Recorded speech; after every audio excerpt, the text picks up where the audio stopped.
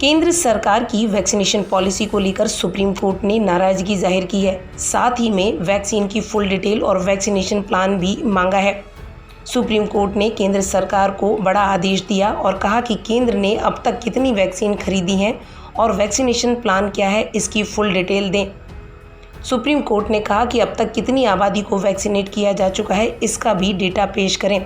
Supreme court ने केंद्र सरकार से 2 हफ्ते के भीतर हलफनामे के रूप में इन सभी डिटेल को पेश करने के लिए कहा है।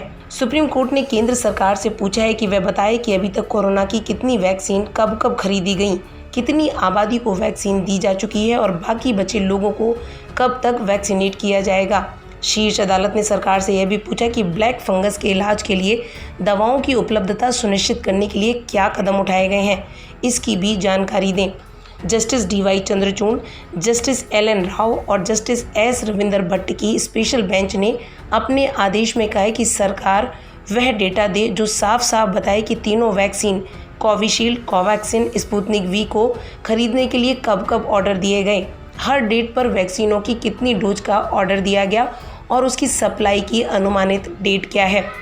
केंद्र सरकार की 18 से 44 साल के लोगों को वैक्सीन लगाए जाने की पॉलिसी को भी सुप्रीम कोर्ट ने तर्कहीन बताया। कोर्ट ने इस मुद्दे पर अपने डिटेल्ड ऑर्डर में कहा कि केंद्र ने 45 साल से ज़्यादा उम्र के लोगों को मुफ्त टीका लगाने का नियम बनाया।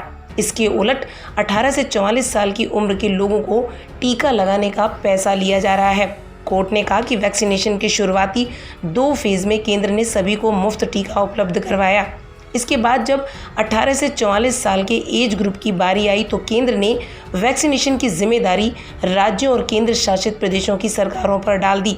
सुप्रीम कोर्ट ने सरकार से यह भी बताने के लिए कहा कि अभी तक कितनी फीसदी आबादी को 1 या 2 डोज दी जा चुकी हैं, ग्रामीण क्षेत्रों में कितने फीसदी लोगों को वैक्सीन लगी है और शहरी क्षेत्रों में कितना आंकड़ा है।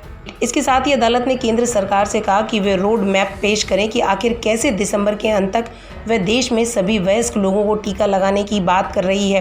कोर्ट ने कहा, हमारा संविधान यह नहीं कहता कि जब नागरिकों के अधिकारों का उल्लंघन हो रहा हो तो अदालतें मूक दर्शक बनी रहें।